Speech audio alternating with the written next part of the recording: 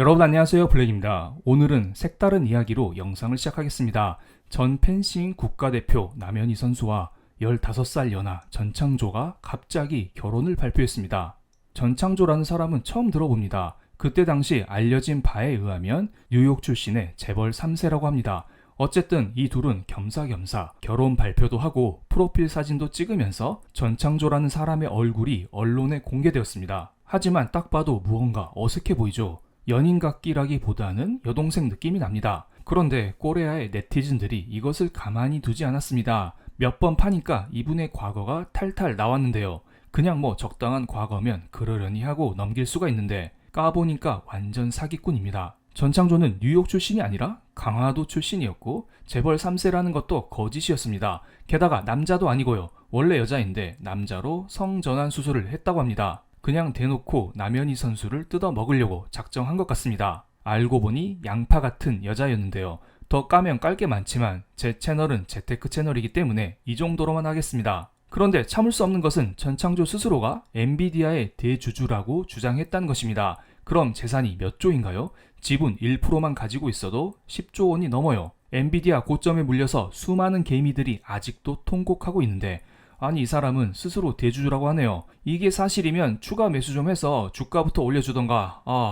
어쨌든 남현희는 이런 사기극에 속아 결혼까지 발표한 건데요. 지금이라도 알아서 다행이긴 합니다. 그런데 우리는 이것을 걱정할 때가 아니에요. 바로 우리의 주식을 걱정해야 하는데요. 본격적으로 주식 이야기 시작해 보겠습니다.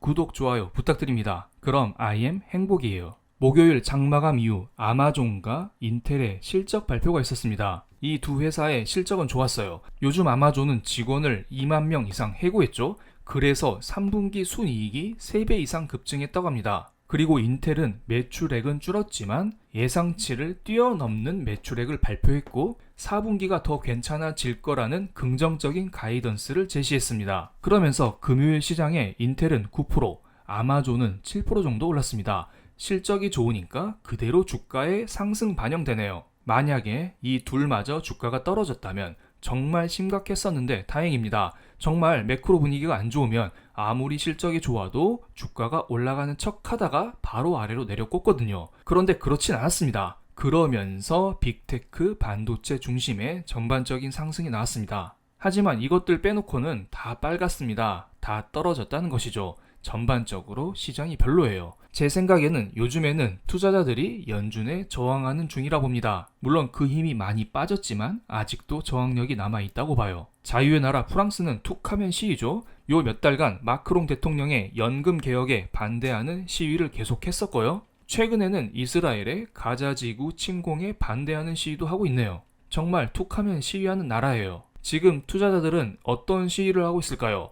바로 연준이 말하는 고금리의 장기화에 대한 저항 운동을 하고 있는 것입니다. 너네 금리 이제 그만 내려줘. 우리 다 죽어. 너무 힘들어. 파월령 제발 살려줘. 이렇게 외치고 있는 것이에요. 연준이 매일같이 말하고 있는 게 바로 고금리의 장기화죠. 요즘 물가도 높고 미국 경제 성장도 좋은데 굳이 금리를 내려야 해? 그냥 지금 금리를 쭉 유지하겠다고 너도 나도 할 것 없이 연준 위원들이 발언을 이어가고 있습니다. 그래서 국채금리가 고점에서 내려오고 있지 못한 거예요. 물가가 꺾이든 성장이 꺾이든 뭐든 나타나야 국채금리가 진정될 텐데요. 최근에 발표된 미국의 3분기 GDP는 예상치를 상회하는 모습을 보여줬고요. 이것은 따끈따끈한 소식인데 9월 달에 개인 소비 지출 물가 지수 역시 전월 대비 0.4% 정도 상승했다고 합니다. 예상치보다 높은 수치였고 여전히 미국의 물가가 높다는 것을 알 수가 있습니다. 이런 것들만 보면 연준 입장에서는 금리를 내려줄 이유가 없는 거죠. 물가가 높고 성장이 좋잖아요. 그렇기 때문에 지금은 이러한 진통을 겪는 중이라 봅니다. 그런데 이러한 투쟁이 과거에도 여러 번 있었는데요. 가장 비슷한 경우는 바로 2018년 후반이라 봅니다. 현재 말고 과거의 금리 인상 사이클을 체크해 보겠습니다. 과거에 2015년 12월부터 연준은 금리 인상을 시작했습니다. 그리고 2018년 12월까지 3년 동안 금리를 꾸준히 올렸는데요. 그런데 과거에는 지금과는 달리 천천히 금리를 올렸습니다. 하지만 기준금리가 2%를 넘어가자 사람들이 죽는다는 소리를 하는 것입니다. 파월령 투자하기 힘들잖아. 나 계좌 마이너스야. 선물 좀 줘. 플리즈 제발. 그래서 제가 2018년 후반부에 있었던 4차례의 연준회의 결과를 보겠습니다. 이 결과를 보면 파월도 이때부터는 오락가락한 것 같습니다. 8월 달에는 금리를 동결했고 9월 달에는 바로 인상했고 11월 달에는 바로 또 동결했습니다. 하지만 12월 달에는 또 인상했네요. 파월도 이때 당시 애매했던 것입니다. 미중 무역 전쟁으로 경제 지표가 둔화되고 있고 소비자 물가 지수도 2%까지 다 잡혔는데 여기에서 금리를 더 올려야 돼? 이런 생각을 하면서 한번 동결해볼까? 잽 한번 날리고 그러다가 이거 아니야. 금리 다시 올리자. 이런 생각을 하고 왔다 갔다 했던 것 같습니다. 그래서 제가 2018년부터 현재까지 미국의 10년물 국채금리와 나스닥 지수 주봉 차트를 가져왔습니다. 위쪽이 10년물 국채금리고요. 아래쪽이 나스닥 차트입니다. 연준에서 앞으로 금리를 쭉 올려야 한다고 생각하거나 미국 경제가 좋으면 국채 금리는 올라갑니다. 지금 그러한 모습을 보이고 있죠. 하지만 반대로 연준에서 이제 기준금리를 내릴 것이다 이렇게 생각하거나 미국 경제가 안 좋아질 것으로 보이면 국채 금리는 내려갑니다. 이것을 염두에 두시면서 국채 금리와 나스닥 지수 차트를 체크해 보겠습니다. 2018년 9월부터 볼게요. 이때 파월 형이 금리를 한번 올렸죠. 그래서 국채 금리가 위로 툭 튀었고 증시는 이때부터 폭락하기 시작합니다. 기준금리 2% 위부터는 나도 힘들어 이러면서 사람들이 금리 그만 올려를 외치는 것이에요. 파월령 이제 그만 올릴 때도 됐잖아. 왜 9월 달에도 금리를 올리는 거야? 이러면서 사람들이 다 길가에 들어 눕는 거예요. 그러자 11월 달에는 기준금리를 동결했습니다. 그런데 연준회의가 있었던 인터뷰 자리에서 파월령은 아직 금리 인상 끝나지 않았다. 추가 인상 가능성이 있다라는 말을 하긴 했습니다. 하지만 사람들은 이때부터 조금 달라지기 시작해요. 금리 한번 동결했으니까 앞으로 금리를 내리지 않을까? 이런 생각을 하면서 미국의 10년물 국채 금리가 뚝뚝뚝 떨어지기 시작하고요. 미국의 나스닥 지수는 하락을 멈추고 잠시 몇 주간 횡보를 하게 됩니다. 파월령이 금리 동결했네? 그럼 이제 금리를 내리는 거 아니야? 우리에게 선물을 주는 거 아니야? 이런 생각을 하는 것입니다. 우리도 몇 달 전에 그러한 기대를 가졌잖아요. 그런데 지금의 파월은 계속 금리를 동결하면서 고금리를 유지하고 있습니다. 2018년과는 이러한 측면에서는 약간은 다른 모습을 보이긴 하네요. 사람들이 너무 기대에 차 있자 파월은 12월 달에 금리를 한 번 더 올려버립니다. 너네 이거 한번 먹어봐. 12월 달 금리 한번 올려줄게. 그런데 재밌는 게 있어요. 12월 달에 금리를 올렸는데 나스닥 지수는 급 반등하기 시작해요. 왜냐하면 12월 달에 파월령이 금리를 올리면서 한마디 했거든요. 중립금리 하단에 거의 다 왔다.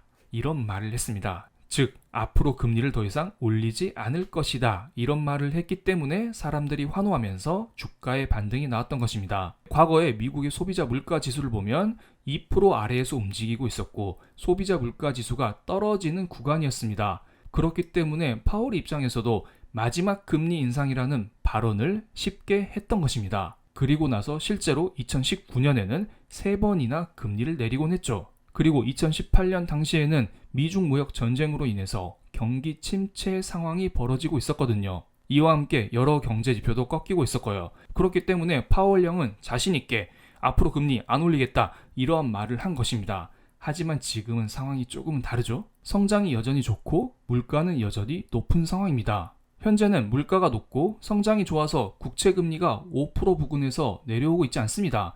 그런데 주가는 슬슬 내려오고 있어요. 그렇다는 것은 현재의 국채금리를 증시에서 부담스러워한다는 것이에요. 그리고 현재의 국채금리를 실물 경제에서도 부담스러워한다는 것입니다.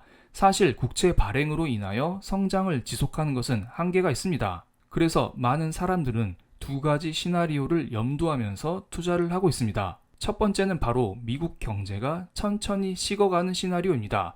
이렇게 되면 국채금리는 천천히 하락하거나 특정 레벨에서 횡보를 할 것입니다. 그리고 이럴 경우에는 실질적인 성장이 나오는 주식 및 섹터만 오르게 되겠죠. 하지만 다른 측면으로는 경제 위기를 겪을 수가 있어요. 이렇게 되면 국채금리와 주가가 모두 다 떨어지겠죠. 실제로 2018년에도 연착륙 시나리오가 대세였습니다. 그런데 갑자기 코로나가 등장하면서 코로나 경제 위기를 맞이했던 것이고요. 그렇기 때문에 우리는 늘 레이더를 세우면서 투자할 필요가 있어 보입니다. 지금은 어느 때보다 투자 난이도가 올라간 상황입니다.